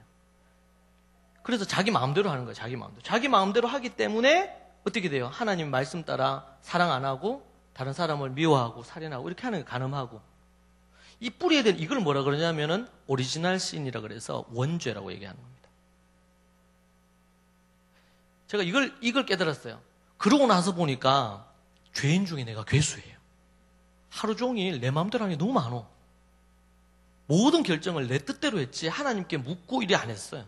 나쁜 짓을 안 했지만 윤리나 도덕적으로 크게 나쁜 짓을 안 했지만 그러나 하나님 앞에서 볼 때는 나도 동일한 죄인이고 그래서 제가 그때마다 그 이후로 기도할 때마다 죄인 중에 괴수 같은 나 같은 쓰레기 같은 인생을 불러주셔서 얼마나 감사한지. 내 마음대로 한 게 너무 많아요. 겉으로는 뭐 큰 죄를 안 지은 것 같지만 실제로는 내 마음에서 다른 누구보다도 더 큰 죄를 하나님은 다른 어떤 윤리나 도덕적으로 지은 죄보다 이 죄를 더 크게 여기시니까. 그래서 이것 때문에 지옥 가는 거거든요. 이것 때문에 지옥 가기도 하지만 근본적으로는 이 근본적인 죄 때문에 지옥 가는 거예요. 이 죄를 근본적인 죄를 해결하시기 위해서 예수님이 오셔서 어떻게 하셨어요? 십자가에 달려 죽으시고 온전히 순종하셨죠. 예수님이 자기 뜻대로 안 사시고 하나님의 뜻대로만 사셨잖아요. 십자가를 지는 것조차도 내 뜻대로 하지 마시고 하나님 뜻대로 해달라고. 그래서 그분이 부활의 첫 열매가 되시고 두 번째, 세 번째, 네 번째 열매로 누가요? 우리들이 그분의 부활의 열매로 삶을 살아가도록 돼 있어요. 이게 복음의 4가지. 5번째가 뭐냐면 회개해야 돼요. 6번째가 믿음으로. 이제는 회개는 뭐냐면 내 이때까지 살던 삶에서 돌이키는 거예요. 방향을 전환하는 거예요. 유턴하는 거예요. 그리고는 이제 믿음으로 살아야 돼요. 믿음으로 산다는 건 뭘까요, 그러면? 1번, 2번을 비교해보면. 믿음은, 우리는 믿습니까? 아멘. 이게 믿음이 아니고, 성경에서 믿음은 히브리어로 아만인데, 아만. 이 아만에서 아멘이 나오거든요. 이 아만은 하나님만 신뢰한다. 뜻이에요. 하나님만 의지한다. 세상이 아니고, 돈도 아니고, 다른 어떤 것도 아니고, 하나님만 의지하고, 하나님만 신뢰하는 것. 그게 뭐예요? 바라의 하나님을 주인으로 모시고 이제는 내 뜻대로 안 살고 주님 뜻대로 사는 거예요. 예수님을 믿는다는 것은 이제는 나는 예수 그리스도가 십자가에 못 박혔고 이제는 내 안에 누가 살아요? 내 안에 그리스도가 사시는 거예요. 이제 내가 육체 가운데 사는 이유가 뭡니까? 나를 위해 죽으신, 나를 위해 몸버리신 그분을 위해서 내가 사는 거예요. 내가 사는 이유와 목적이. 자, 그러면 우리 자녀들에게 이 복음, 이 말씀, 이 복음을 기반으로 교육해야 돼요. 그럼 뭐 해야 될까요? 그분이 네 인생의 주인이다. 네 마음대로 살면 안 돼. 네 고집대로 하면 안 돼. 그런데 눈에 보이는 부모에게 순종 안 하는데 눈에 안 보이는 하나님께 순종할까요? 안 하겠죠. 그러니까 우리가 순종을 요구해야 돼요. 고집은 어떻게 돼요? 꺾어야 되죠. 믿음으로 순종을 하면 칭찬과 격려를 하고 자기 고집대로 하고 지 마음대로 하려고 그러면은 제재를 하고 책망하고 벌을 주고 매를 들어서 이 고집을 꺾어야 돼요. 그래서 제가 이제 강의 중에 따라하시죠. 기는 살리고 고집은 꺾어라. 기는 반드시 살려야 되고 고집은 꺾어야 되는데 고집은 살리고 기를 꺾는 분들이 있어요. 어머니들 중에, 아버지들 중에. 꺾어야 될 건 안 꺾고 엉뚱한 건 막 꺾어. 이게 안 돼요. 고집은 반드시 꺾어야 됩니다. 이게 뭐와 연관이 되기 때문에? 죄와 연관이 되기 때문에. 이것 때문에 지옥을 가고 인생이 망하는 거예요. 네. 자, 이 복음의 6가지. 자, 우리의 교육의 출발은 복음으로부터 출발해야 돼. 우리의 자녀들이 자기 고집을 꺾고 부모에게 순종하고 하나님께 순종하는. 그래서 앞에서 얘기했죠. 초등학교 4학년 애가 계속 이제 말씀을 연구하고 이렇게 하다 보니까 하나님 말씀을 알게 되잖아요. 그리고 하나님 말씀에 순종하지 않으면 어떻게 돼요? 하나님 심판이 있다는 걸 알았잖아. 다윗 이야기를 통해가지고. 근데 하나님 말씀 보니까 해야 될 게 있고 안 해야 될 게 있어. 근데 죄인 된 인간이니까 초등학교 4학년도 자기가 하고 싶은 게 있는데 이게 죄라는 걸 알았어요. 그래서 고통을 느끼죠. 응? 하지 말아야 될 게 어머니 많아요. 응? 하나님 앞에서 선택을 해야 돼요. 초등학교 4학년이면 선택해야 돼요. 하나님 말씀에 순종할 것인지 자기 마음대로 할 것인지. 그래서 우리 큰딸이 동생이 태어났어요. 그래서 어머니가 동생을 훈계해. 큰딸이 8살 때인데 그럼 훈계하니까 하는 말이, 우리 큰딸이 하는 말이, 자기가 죽어야 되는데, 동생을 보면서 자기가 죽어야 되는데. 8살 애가 그 얘기 하더라고요. 여러분, 우리가 아이들은요 어린 것처럼 보이지만 말씀으로 가르치고 훈련시키면 그 아이들이 아주 성숙해져요. 말씀에 반응을 해요. 자, 죄와 고집과의 관계를 이해해야 됩니다. 이걸 갖고 제가 한 2시간 강의하는데, 일단 죄는 뭐와 관련되어 있다? 다르게 표현하면 이건 고집이에요, 고집. 예. 제가 설명했습니다. 주인과 관련된 걸로. 예. 자, 그렇게 해서 우리 교육의 출발이 그게 돼야 되고, 앞에서 제가 얘기했습니다. 미운 3살 그냥 만들어지지 않아요. 어떻게 만들어질까요? 걔가 8개월이나 10개월 정도부터 고집이 나타나기 시작합니다. 애가 태어났어요. 어디 있다고 왔을까요? 응? 부모의 몸을 입고 태어나지만 영혼 하나님께서 보냈어요. 아이를 이 땅에. 그렇죠? 그래서 이 땅에 태어났어. 이 땅에 태어났는데 부모인지 누군지 모르겠는데 어떤 여자나 남자가 와 나타나가지고 막 보살펴줘. 막 울고 배고프면 막 젖도 먹여주고 뭐 응가하면 씻겨주기도 하고 막 이래요. 그렇게 해서 지내다 보니까 처음에 이분이 누군지 몰랐고, 부모도 이제 애가 태어났는데 너무 예쁘잖아. 그래가지고 막 얼러주고 이렇게 보살펴주고 막 이렇게 해요. 근데 한 8개월 정도 지나면 서로 이제 익숙해졌어요. 익숙해졌어. 아, 내가 울면 반드시 온다. 이제 알죠? 그렇게 이제 해요. 그래서 그때부터 이제 마음이 편안해지면서 인간이 죄된 죄성이 드러나기 시작합니다. 그래서 고집이 나타나기 시작해요. 여러분, 이제 대학생 때나 아니면 이렇게 되고 그러면 군대 가잖아요, 남자들이. 군대 가면 처음에 신병 훈련 받습니다. 한 6주 훈련 받는단 말이에요. 훈련 받으면 처음에 들어갈 때 뭐 머리 깎아야 되니까 깎아서 들어가긴 하지만 옷도 그렇고 되게 이제 저런 애들이 가서 군대에 가서 나라를 지키겠나 싶을 정도로 해서 군대에 들어가요. 입소를 합니다. 근데 걔네들이 한 6주 지내고 신병 훈련 다 마치고 나서 딱 이렇게 나오잖아요. 그럼 어떻게 해요? 딱 각이 잡혀서 나오죠. 해병대나 이런 데는 더 각이 잡히고 몇 주 만에 6주 만에 그죠? 그런데 우리 애들이 8개월, 9개월 때부터 고집 부리기 시작해가지고 3살이 될 때까지 2년 4개월에서 2년 2개월 동안 자기 고집으로 훈련이 돼요. 애가 8개월, 10개월부터 고집 부리는데 어머니나 그 고집 부리고 그러면 그 고집을 꺾어줘야 된다 그랬죠? 근데 천사 같잖아. 안 꺾어요. 그래. 받아줍니다. 그렇게 해가지고 그 아이가 원하는 대로 받아줘요. 2년 4개월. 그럼 어떻게 될까요? 그래서 미운 3살이 되는 거예요. 아직 이해가 안 됐어요. 설명 다시 해요. 그냥 미운 3살이 안 된다고요. 고집스럽게 하도록 내버려 두기 때문에 고집이 키워지는 거예요. 그러면은 3살부터 때려 죽이고 싶을 정도로 말 안 듣는 7살 된다 그랬죠? 그러면은 그렇게 했어요. 2년 4개월 자기 마음대로 하도록 훈련받았어요. 그러면은 이거는 완전히 해병대 훈련받듯이 훈련받은 거예요. 그런데 그로부터 7살이 될 때까지 4년 동안 자기 고집대로 놔둬요. 하도록 둬. 그러면은 나중에는 아버지도 제재 못하는 애가 돼요. 어머니는 이미 끝났고 아버지도 아버지 말도 안 들어. 7살이 됐는데. 여러분, 우리가 그냥 애들이 미운 3살, 정말 말 안 듣는 7살, 반항하는 10대 되잖아요. 그럼 그 사이에는 4살 때는 순종합니까? 7살 때는 순종해요? 8살 때 순종합니까? 이거는 태어나서부터 시작해가지고 그러고 나서 반항하는 10대 되잖아요. 10대 때는 여러분 초등학교 6학년 딱 지나고 나서 중학교 1학년 딱 올라가잖아요.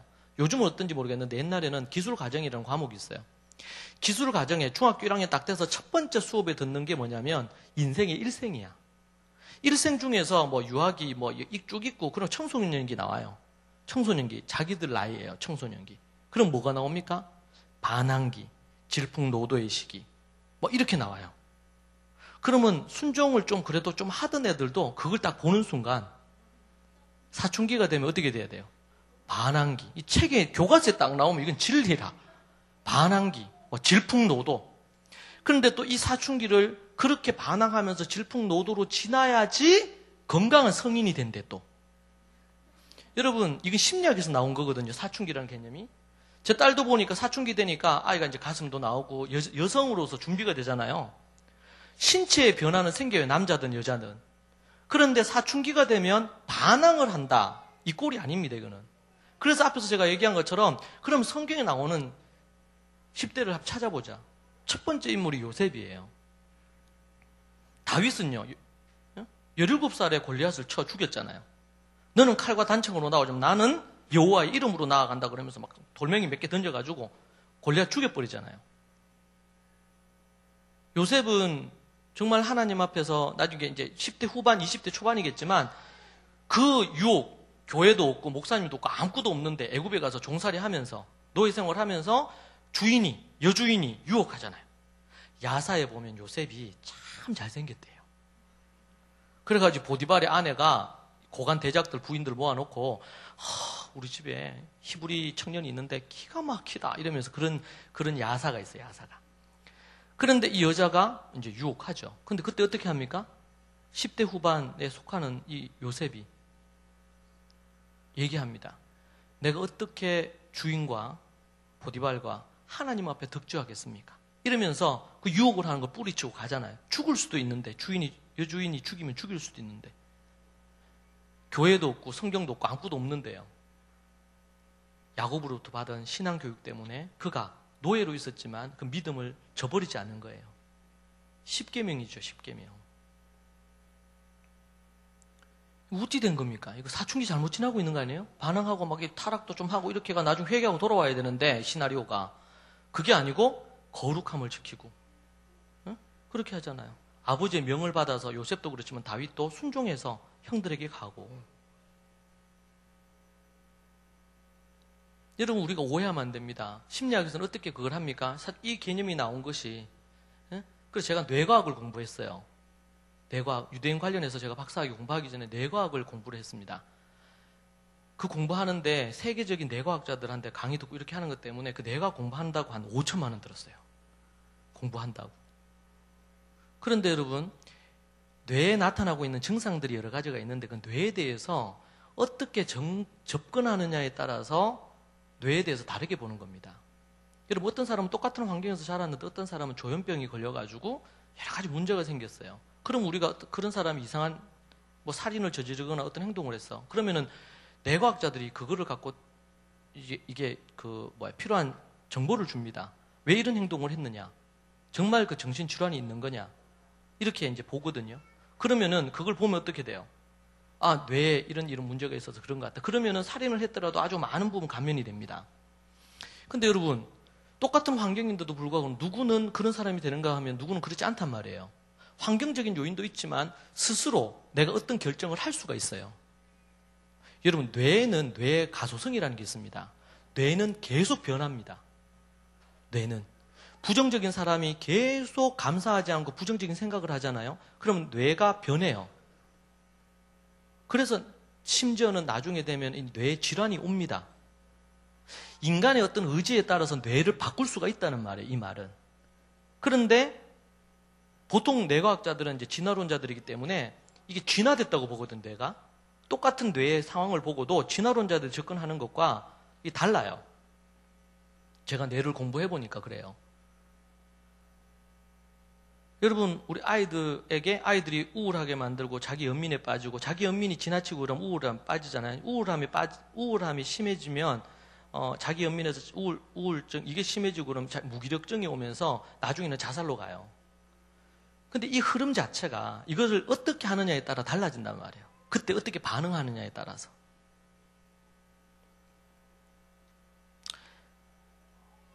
(10대들이) 어떤 모습인지 임상을 합니다. 애들을 모아놨어요. 100명. 100명 모아놓고 점검을 합니다. 애들 행동을. 얘네들은 상식적으로 반응을 잘 안 해. 이성적인 반응이 아니야. 갑자기 막 화를 내고 이렇게. 그렇게 해서 질풍노도 이렇게 하면서 이렇게 데이터를 내는 거예요. 근데 만약에 100명 청소년 10대들을 모았는데 누구를 모았냐면 요셉, 다니엘, 다윗 같은 100명 딱 모았어요. 그럼 어떻게 할까요? 아, 순종을 잘한다. 믿음이 있다. 자기 인생에 책임을 진다. 이렇게 안 하겠습니까? 여러분, 우리가 사춘기라는 이름으로 우리는 그것도 물어봐야 돼. 하나님 앞에, 말씀 앞에서. 과연 그 사춘기, 신체적인 변화와 뇌의 변화와 여러 가지 변화가 생기는 사춘기는 반드시 있어요. 그러나 사춘기니까 반항한다. 그러면 보세요. 태어나서 8개월 때부터 고집 부려가지고 미운 3살 되죠. 말 안 듣는 7살 되죠. 반항하는 10대 되죠. 태어나서 죽을 때까지 계속 반항하고 불순종하다가 가는 거예요, 인생이. 그게 아니고 순종하는 3살? 그러면 8개월 때부터 10개월 때까지 어떻게 해요? 그때부터 고집을 꺾는 작업을 해야 됩니다. 죄인이니까 교육이 필요한 거예요. 그렇게 교육하고 훈련해서 순종하는 3살을 만들어야 됩니다. 사무엘처럼. 그로부터 4년 동안 부지런히 순종하는 애를 훈련을 시키면 복종하는 7살이 됩니다. 그렇게 해서 훈련을 또 시면 10대가 되잖아요. 이미 하나님의 말씀 하야하고 묵상하고 연구했어요. 하나님 앞에서 뜻을 정하는 다니엘 같은 인물이 나올 수밖에 없습니다. 10대 때. 다니엘서 1장이 그런 모습, 다니엘이 10대 때 이제 포로로 잡혀간 걸로 보거든요. 우리가 그런 자녀를 만들 거냐? 아니면은 미운 3살, 말 안 듣는 7살, 반항하는 10대, 그리고 세상에 걱정거리 되는 20대가 되도록 할 거냐? 그래서 우리가 선택을 해야 돼요.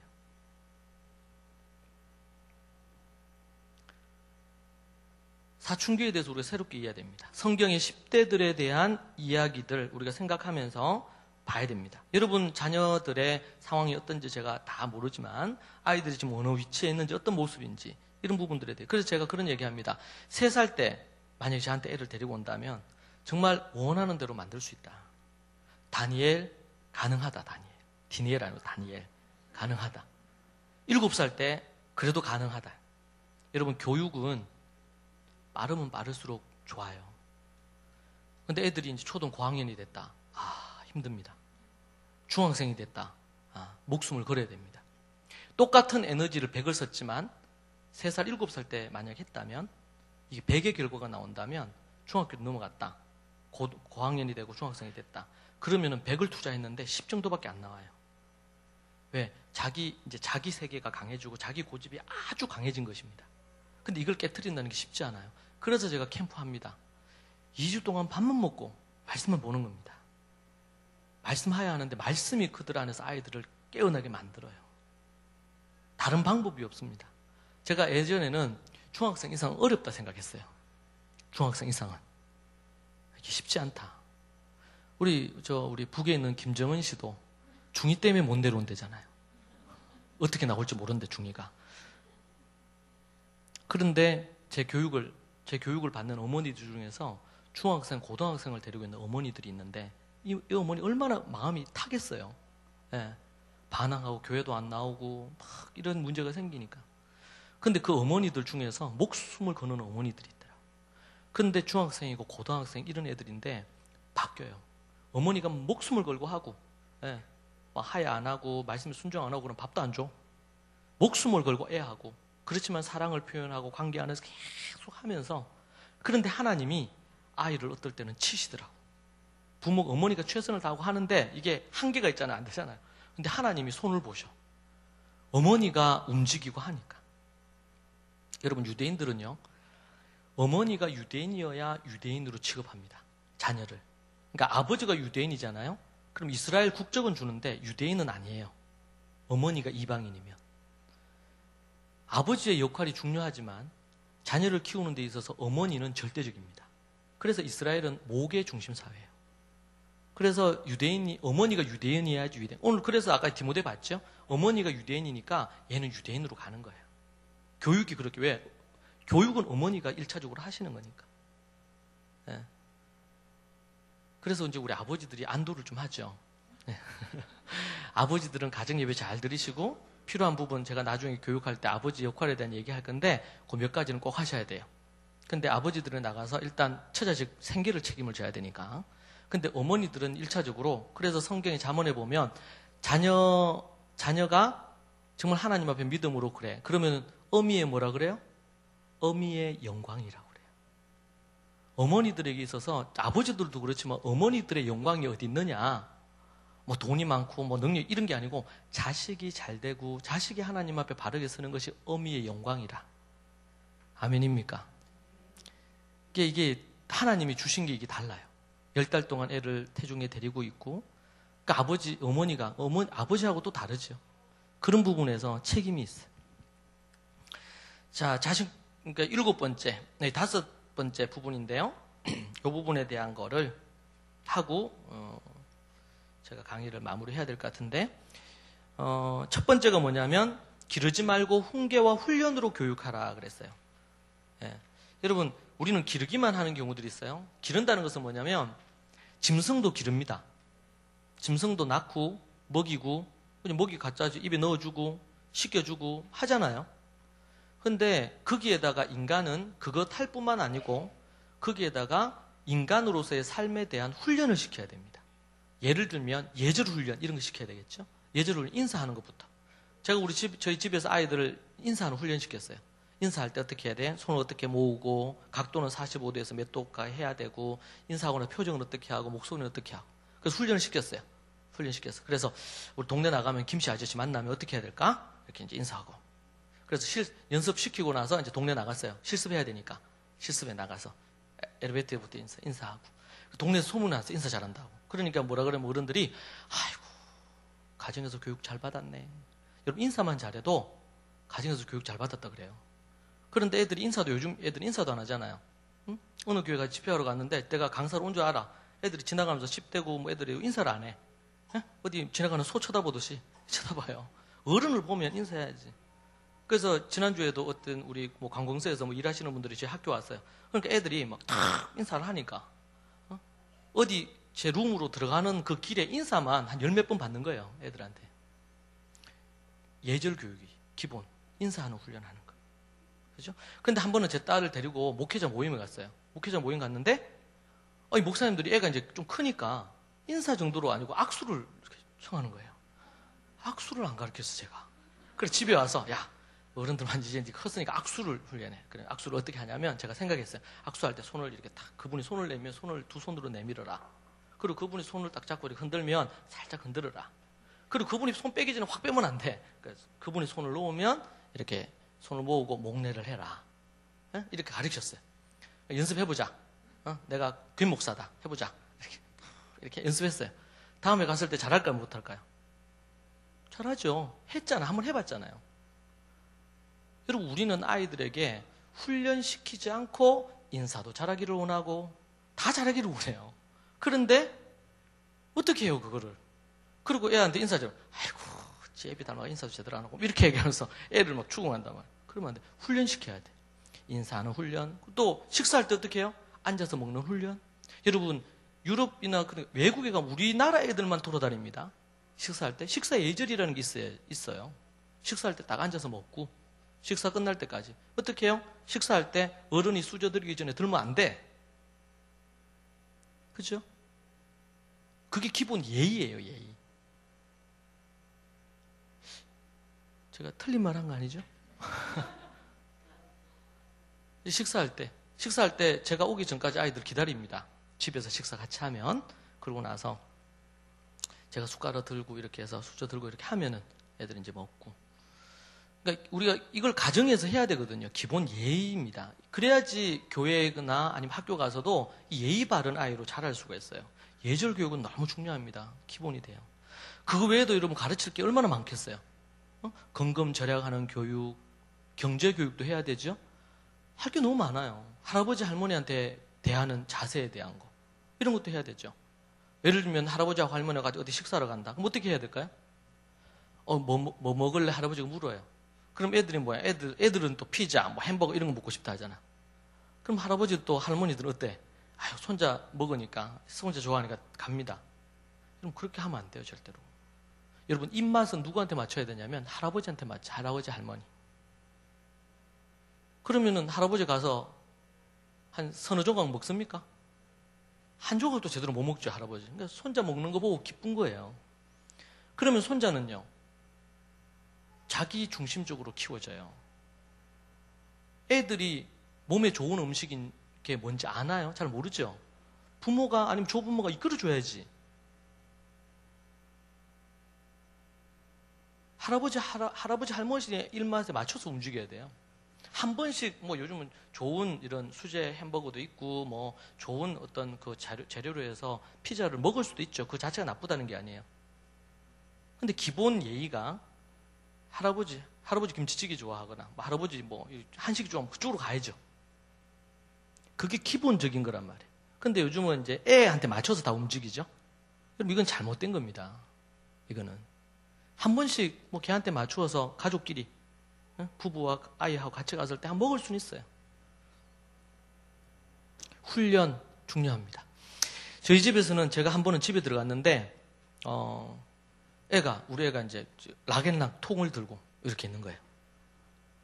그러면서 하는 말이 저한테 이렇게 오이를 주면서, 아버지, 오이가 너무 맛있다는 거예요. 그래서 제가 먹어봤죠. 하나도 안 맛있어. 그리고 이제 이게 멸치 볶은 거. 저희 집에 이제 간식이 이제 아이들한테 사탕이나 과자 안 주고 그런 걸 줬단 말이에요. 멸치 볶은 거, 뭐 당근, 오이 이런 걸 줬단 말이에요. 애들이 그거 먹으면서 맛있다. 나는 먹어보니까 맛이 없어요. 응? 근데 여러분, 그렇게 이제 길들여지니까 애들이 인공적인 단맛이 아니고 자연적인 단맛에 길들여지니까 나중에 어떤 분이 이제 뭐 사탕하고 과자를 줬어요. 근데 이제 누가 주시면 받아오라고 하죠. 그 대신에 이제 먹진 않는데, 한 번은 이제 애들이 과자 줬어요. 아니면 이거 줬어. 그런데 너무 달다는 거예요. 제가 먹어봤어요. 어땠을까요? 너무 맛있죠? 이게 왜 그렇습니까? 자연적인 단맛에 길들여진 아이들은 자연적인 그 맛의 단맛을 알아요. 그러나 인공적인 단맛, 설탕에 길들여진 아이들은 야채나 과일을 안 먹습니다. 혀를 훈련해야 돼요. 저는 어떻게 훈련이 돼? 어릴 때부터 그냥 다 먹고 이미 혀가 타락을 했어요. 그래가지고 과자도 맛있고 막 이런 다 맛있는 거야 이게. 응? 그 대신에 이제 야채, 과일 뭐 이런 거는 이제 제가 이제 홈스쿨 하고 나서 이제 이게 바뀌었어요. 제가 변했는데 저희 집에서 예를 들면 이제 그런 부분이 제일 여러분 TV가 있었는데 저는 저희들 홈스쿨하면 TV 없었거든요. TV 없어진 지 16년이 됐는데 TV 없어진 날 정말 우울했어요 저는. 근데 제 딸들하고는 아무렇지 않아. 제가 이제 사역하고 집에 들어오고 그러면 좀 누워서 TV 보는 게 나아요. 그래서 뉴스 보고 스포츠 뉴스 보고 3사 방송 뉴스 다 보고 스포츠 뉴스 보는 게 낙인데 집에 갔는데 없잖아요. 근데 그때도 제일 힘들어서 하면 저고 무엇에 길들여지고 훈련되어지느냐에 따라서 달라져요. 그러니까 지금도 아이들은 스스로 별로 단 거 안 먹어요. 보니까 옆에서 보면. 왜? 그렇게 이제 어릴 때 길들여. 어릴 때 3살, 7살, 12살 정도까지 길들여진 게 결국에는 그들이 평생을 가요. 3살 버릇 8까지 간다고. 훈련이 그래서 중요합니다. 훈련이. 이거는 모든 거에 다 적용되죠. 애가 자기 연민에 잘 빠져. 그런 애들이 있거든요. 시무룩하고 늘 자기 연민에 빠지고 막 이런 애들이 있어요. 여러분 거기서 탈출하도록 만들어내야 돼요. 그게 나중에 우울증으로 오거든요. 지나치게 다른 사람 의존하는 걸로 가고 항상 기뻐하고 쉬지 말고 기도하고 범사에 감사하라 그랬잖아요. 안 그러면은 자기 연민에 빠진 애들의 특징이 뭐냐? 원망과 불평이 많습니다. 원망과 불평하는 것이 길들여진 거예요. 여러분 훈련할 게 정말 많아요. 모든 부분에서. 정리정돈하는 거, 어떤 일에 대한 책임감 있게 뭔가를 해내는 거, 이런 거. 여러분 그런 것들이 잘 되어야지 뭐가 됩니까? 나중에 학습을 할 때 학습이 돼요. 저희들은 홈스쿨을 했지만 초등학교 3학년 때부터 애들을 가르치는 일이 별로 없습니다. 그 전까지 7살, 12살 전에 필요한 부분들을 하고 그러나 초등학교 3학년부터는 스스로 공부하는 거예요. 자기 주도적으로 공부하는 부분입니다. 근데 그게 어떻게 만들어질까요? 자기 주도적인 이 부분들이 절제력이 없으면 안 만들어져요. 제가 한번 식당 갔는데 옆에 테이블에 어머니들끼리 3명이 앉아서 얘기하는 거예요. 애가 중학교 2학년인데 메가스터디인가 이걸 끊어줬대. 1년치를 몇백만 원을 주고 끊어줬대요. 그런데 1년에 딱 2번 앉았대요. 2번. 그게 앉기를. 여러분 공부를 자기가 하려고 하면요 공부할 거는 늘렸어요. 지금 인터넷에 10만 원 정도 주고 그러면 인터넷에 좀 날고 기는 강사들이 다 강의해요. 문제는 왜 그 공부를 해야 되는지에 대한 배움의 즐거움이나 해야 될 동기나 이런 부분이 없기 때문에 안 하는 거예요. 실제로는. 중요한 거죠. 그럼 그건 어떻게 만들어져요? 말씀으로 만들어야죠. 복음으로 말씀으로 만들어야 됩니다. 내가 성공해서 내가 잘 나가야 되겠다. 이게 인생의 목적이 아니고 하나님 앞에서 성실하고 부지런히 살아야 되니까. 그거 어떻게 만들까요? 훈련해야 됩니다. 두 번째는 성경적인 인간론을 바탕으로 교육해야 됩니다. 이건 앞에서 제가 설명했어요. 인간이 어떻게 태어난다고요? 백지 상태에서 의인으로 태어나나요? 죄인으로 태어납니다. 세상의 모든 교육학의 근간은 인간은 선하다는 전제입니다. 아니죠. 이건 설명했으니까. 자녀 교육의 책임 누가 져야 된다고요? 우리 신명기부터 쭉 봤죠? 누가 져야 돼요? 부모. 예. 여러분 애가 문제가 생기면 어떻게 합니까? 야, 너 교회 목사 누구야? 아이고, 목사가 어떻게 가르쳐 애가 이래 됐어? 이렇게 얘기하나요? 너가 학교 선생 누구냐? 이렇게 얘기합니까? 그럼 뭐라고 얘기해요? 내 애비 애미가 누구냐? 이렇게 얘기하잖아요. 세상에서도 그렇게 얘기해요. 그거는 뭐야? 자녀를 낳아서 키운다면 자녀에 대한 책임 누구에게 있다고요? 부모에게 있다고. 그 얘기 하는 겁니다. 네 번째는 세상 육아 교육의 전문가에게 묻지 말고 먼저 하나님께 묻고 성경에서 답을 찾아야 됩니다. 그리고 저처럼 그런 부분에 대해서 연구하고 가르치는 그런 부분의 조언을 듣는 게 필요하죠. 그리고 나서 세상의 육아나 교육 전문가들의 책이나 자료를 참조할 수는 있어요. 제 교육을 받는 대학원에서도 공부하는 분들 중에서 현직 원장, 유치원 원장, 현직 교사들, 25년 동안 교사하신 분, 교장 선생님 이런 분들이 있어요. 그런 분들이 쭉 들으면서 성경을 갖고 연구해서 교육에 대해서 정리해야 됐다는 생각을 해본 적이 한 번도 없다는 거예요. 그런데 이 성경을 갖고 이렇게 하니까 자기가 이게 너무 명확하고 그거 하다고 얘기하시면서 말하는 걸 많이 들었습니다. 제가 기독교 교육학, 저도 이제 교육학 교수로 일을 하다 보니까 기독교 교육학 교수들하고 토론할 때가 있어요. 그럴 때 제가 그런 얘기 합니다. 저는 목사기도 하니까. 제발 우리 교수님들 성경을 좀 연구를 하시기를 부탁을 한다고. 교육학 책을, 기독교 교육학으로 책을 봤는데 거기에 자기 전공으로 해가지고 교육학 학위 받은 걸 토대로 해서 성경 구절만 몇 구절 끼워가지고 기독교 교육학으로 가르치지. 제가 그렇게 하면 안 된다 그랬어요. 성경이 기반이 되고 그런 교육학 관련된 부분들에 대한 교육 철학을 분별을 해서 가르쳐야 되지. 그럼 아예 그냥 일반 교육학이라고 가르치든지. 5번째는 기는 살리고 고집은 꺾어야 됩니다. 기는 살리고 고집은 꺾어야 된다. 이러면 저 강의 안에 이게 나오나요?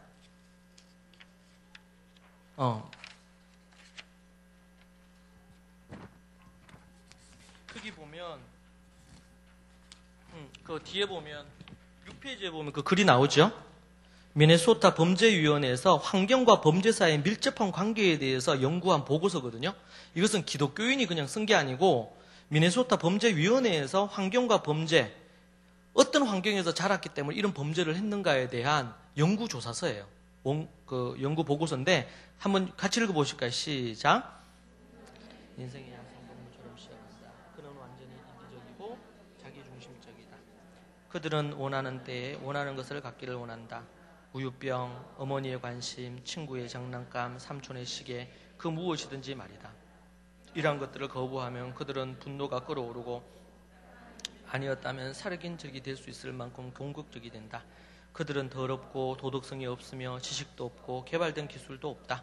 이것은 곧 모든 아이들, 어떤 아이들이 아니라 모든 아이들이 비행적인 아이로 태어났다는 것을 의미한다.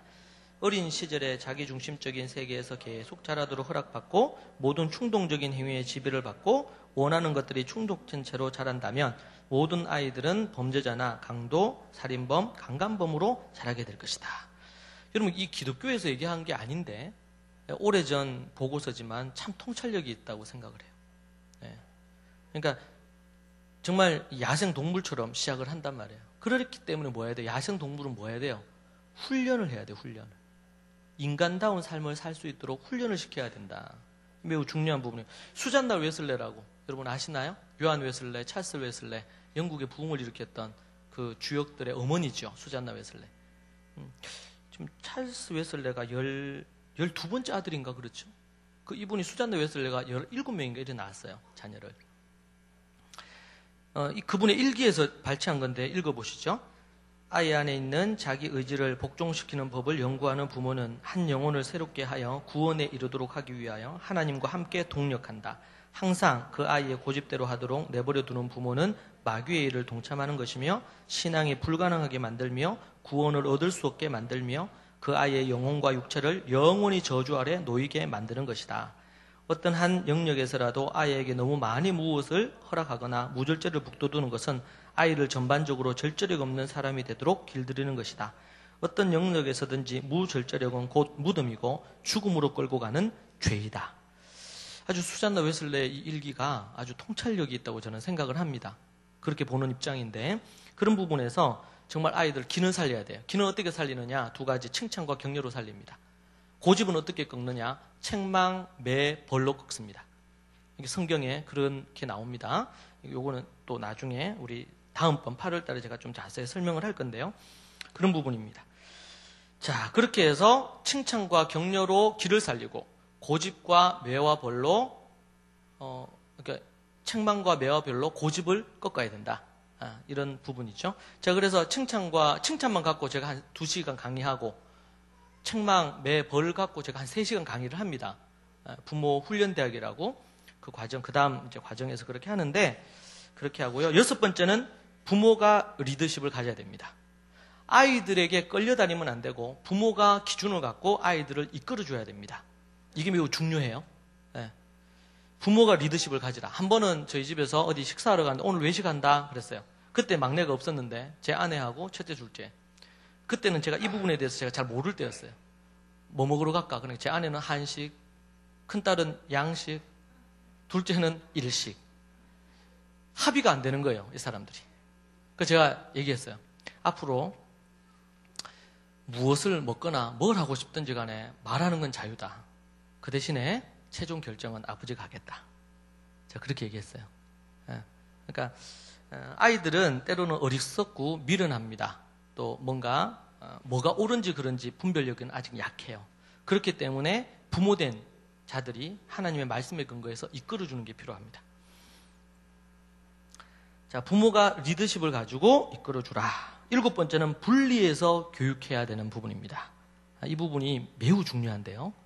우리는 교육을 할 때 지금 한국교회가 가지고 있는 것 중에 하나가 이때까지 어떻게 했냐면 이 세상을 전도해야 된다는 것 때문에 그래서 교회가 교회 문턱을 많이 낮추었습니다. 그렇게 해서 하나님을 모르는 사람들이 교회에 와서 하나님을 알고 이렇게 되기를 원했어요. 그런데 역사를 보면 결과적으로 어떻게 변했냐면 교회 안에 있던 아이들이 밖에 있는 아이들이 교회 안으로 들어와서 하나님을 믿고 하나님의 사람이 되는 게 아니고 교회 안에 있는 아이들이 세속화되어 버렸어요. 이것이 현실이에요. 여러분, 하나님께서는 요셉을 먼저 애굽에 보내셔가지고 이스라엘 백성들을 애굽으로 이끄시잖아요. 70명을, 야곱 가족들을. 그렇게 해서 어디에다 두십니까? 애굽에. 애굽인들 가운데 안 둬요. 고센이라는 땅에 줍니다. 그 땅은 애굽인들이 안 사는 땅이었어요. 빈터였어요. 애굽인들이 안 사는 그런 도시였어요. 도시긴 도시인데. 근데 그곳은 목축업을 하기에 좋은 곳이었어요. 그런데 애굽 사람들은 목축업을 가증한 것으로 봤습니다. 목축을 하긴 했어요. 왕의 소떼나 양떼가 있는데 그러나 그 직업은 우리나라 예를 들면 백정 이런 것처럼 아주 안 좋게 봤단 말이에요. 그런데 하나님이 몇 번이고 창세기에 보면 요셉에게 애굽에서 애굽인들과 함께 있지 않고 어디에 있으라고? 고센 땅에 그들만 따로 있게 했습니다. 왜요? 지금 아브라함이고 아브라함, 이삭, 야곱인데 이들만의 하나님의 문화를 만들고 하나님의 전통을 만들어야 돼요. 그런데 애굽은 대제국이고 이미 문명화된 도시입니다. 그러면 70명이 거기 들어가면 거기에서 애굽인들하고 결혼도 하겠죠. 그들의 문화, 그들의 우상 숭배에 그들이 절도 하겠죠. 이런 것들을 예방하기 위해서 고센이라는 땅에 따로 성경에 보면 구별했다고 되어 있는데 분리시키셨어요. 우리는 세상에 빛과 소금이 되어야 된다고 그렇게 얘기합니다. 빛과 소금이 되어서 구별된 삶을 살아야 된다. 그런데 실제로는 우리가 구별된 삶을 살아야 된다 하면서 실제로는 세상과 같이 사는 경우들이 많단 말이에요. 그래서 저는 원래 원어에는 이 거룩이라는 단어가 코데시라 그래가지고 이 단어는 분리시키다, 구별하다 이런 뜻입니다. 여러분, 그렇다고 해서 우리가 산에 올라가서 세상에 안 살고 산에 올라가서 살 수 없잖아요. 미국에 가면 아미시 공동체 이런 것처럼 전기도 안 들어오고 이렇게 살 수는 없죠. 그럼 우리가 어떻게 살아야 되느냐? 고센이라는 땅에 분리시키셨던 것처럼 하나님이 그렇게 하셨던 것처럼 우리가 삶을 사는데 어떻게 세상과 다른가? 우리는 주일을, 일요일을 그들과는 세상에 하나님을 모르는 분들과는 다르게 살죠. 그죠? 가정 예배하고 주일날 하나님 앞에 예배하는 거 24시간을 거룩하게 지키는 것입니다. 그러나 세상에서는요, 장사도 하고 자기들 원하는 대로 삽니다.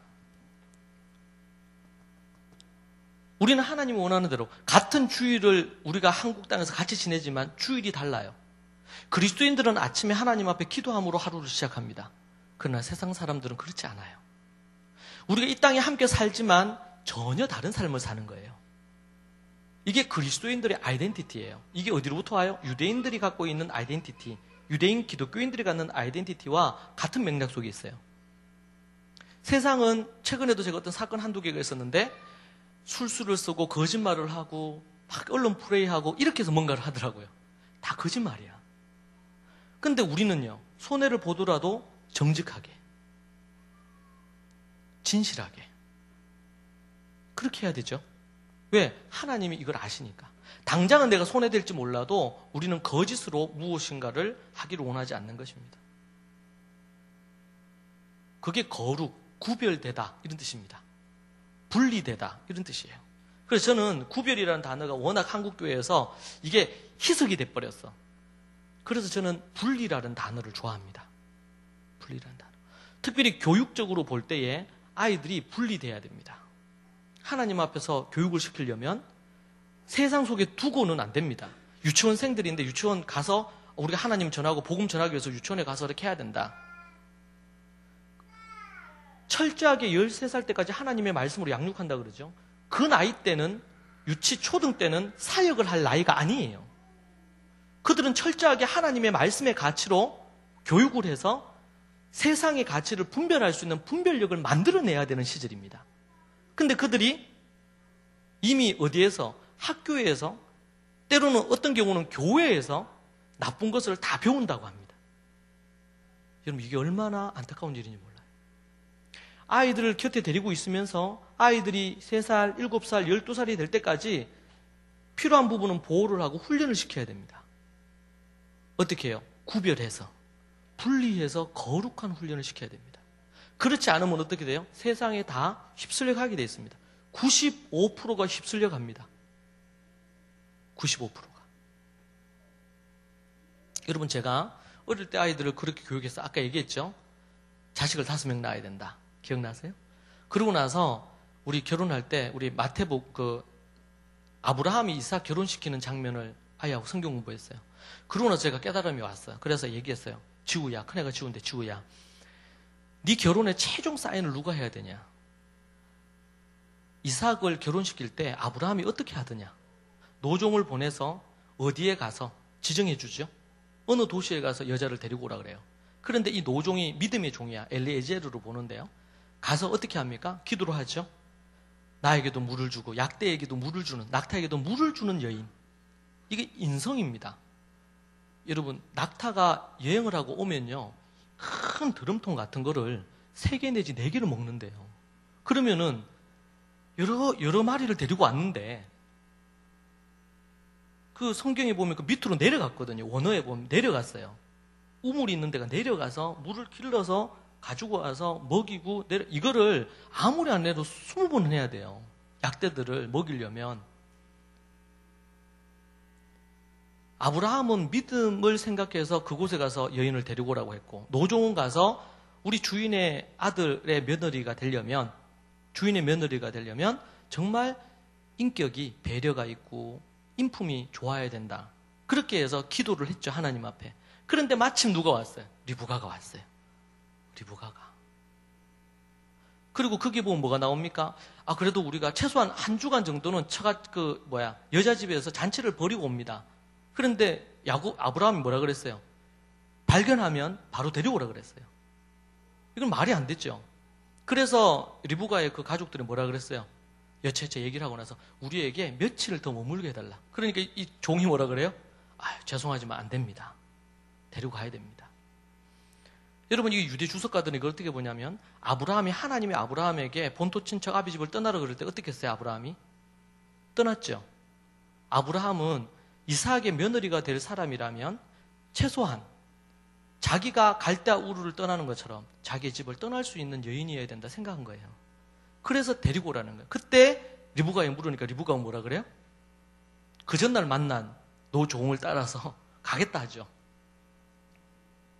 리브가가 믿음의 여인입니다. 이 보통 여자가 아니에요, 이 여자가.